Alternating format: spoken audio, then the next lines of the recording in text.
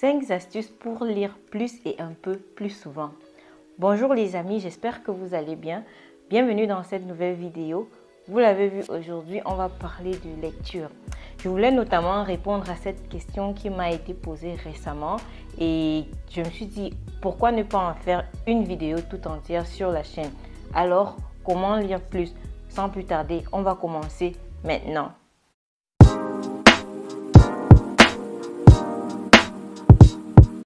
Alors, avant de commencer cette vidéo, je voulais vous poser une question, à savoir, c'est quoi votre hobby?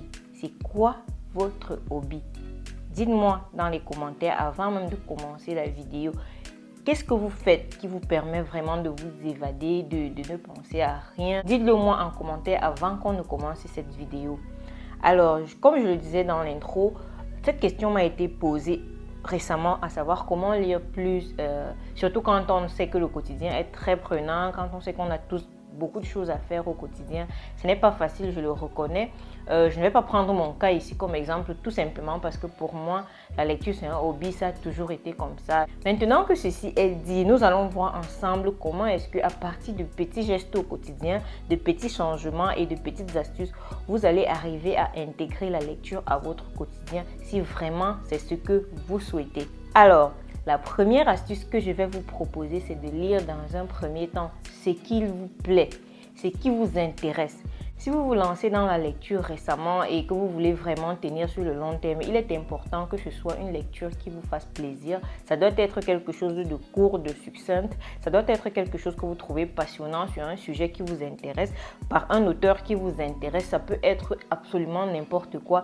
Tant que dans un premier temps, ça peut retenir votre attention, à savoir que vous pouvez passer plus de 10 minutes en train de lire là, sans vous ennuyer, sans penser à quelque chose d'autre que vous pourrez faire sur le moment. Ça peut être absolument n'importe quoi. Ça peut être, vous connaissez les très longs statuts là que les gens font sur Facebook pour raconter quelque chose de très dramatique qu'ils auraient vécu.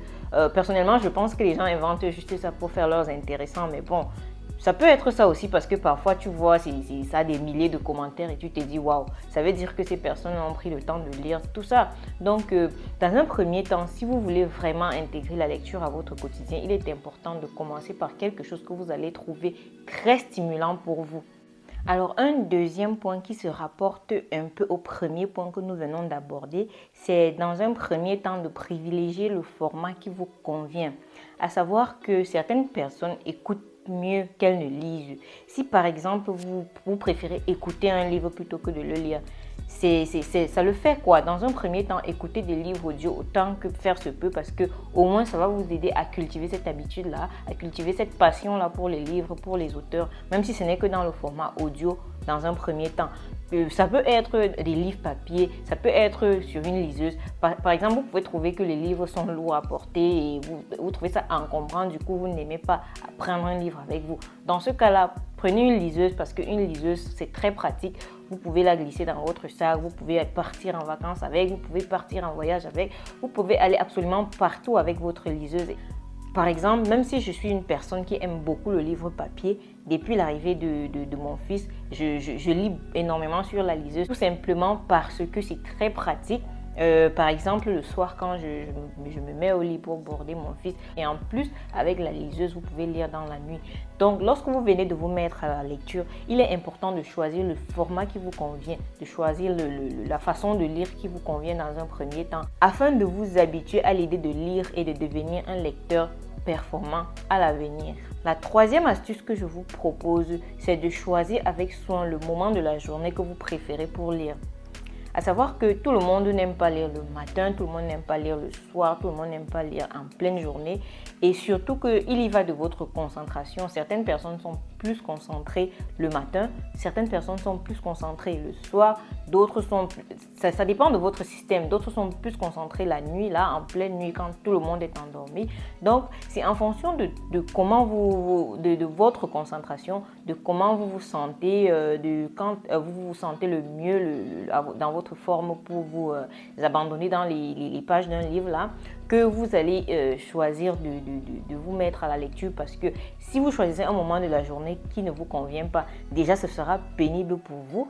Vous aurez l'impression de vous forcer, vous aurez l'impression d'être en train d'accomplir une corvée et ce n'est absolument pas ce qu'on veut lorsque vous commencez à peine à vous habituer à l'idée de lire.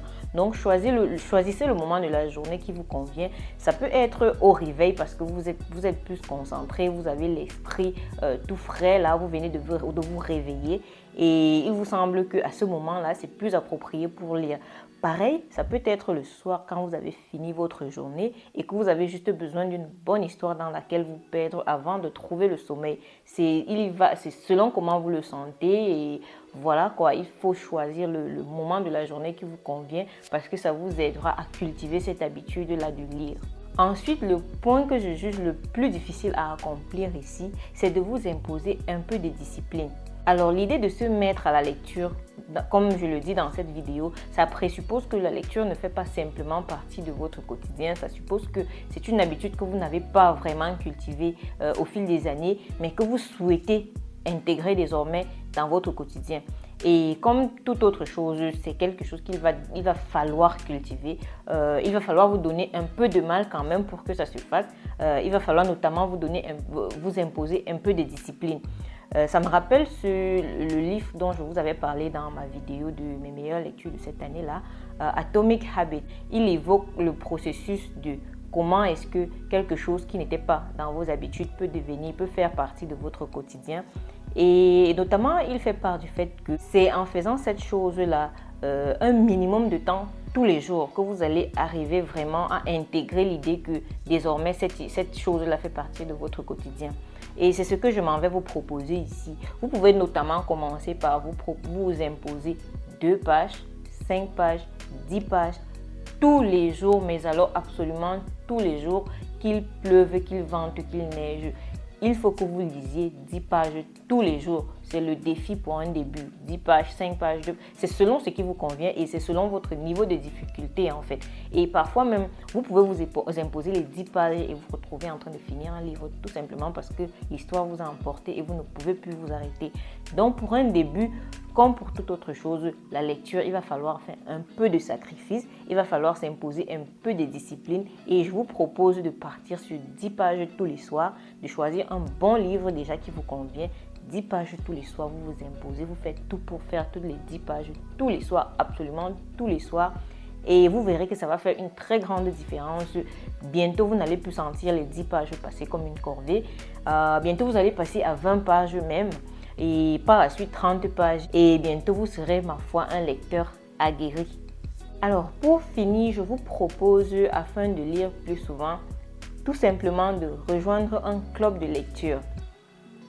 Alors, je vais revenir à ce livre Atomic Habits dont je vous parlais tout de suite là.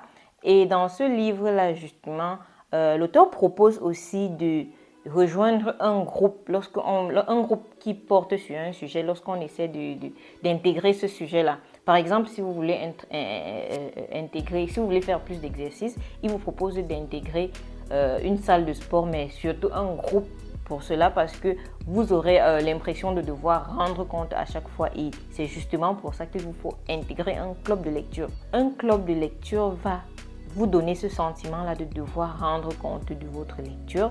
Ça peut sembler une contrainte, mais le bon côté, c'est que vous allez pouvoir parler de votre lecture. Et si vous devez parler de votre lecture, ça suppose non seulement que vous avez lu, mais que vous avez compris et vous avez apprécié ce que vous avez lu. Donc, pour finir, je vous conseille vraiment, mais vivement, de rejoindre un club de lecture parce que ça va vous aider énormément. Vous pouvez notamment rejoindre notre club de lecture que nous avons commencé récemment. Je vais vous laisser le lien de la page Instagram dans la description. C'est encore le moment, on lance, on est juste quelques personnes et j'ai foi en ce que ce projet-là va devenir quelque chose d'un peu plus grand car on n'est pas nombreux mais on a beaucoup d'enthousiasme dans ce club. Donc n'hésitez pas à nous rejoindre et franchement, si les autres astuces ne vous ont pas aidé, celles-là sans doute vont vous aider parce qu'on sera ensemble, on va se motiver, on va lire ensemble, on va explorer de nouvelles aventures ensemble et je vous promets que vous allez apprécier. Voilà, c'est tout pour cette vidéo.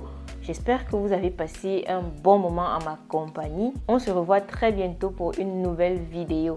Bye bye.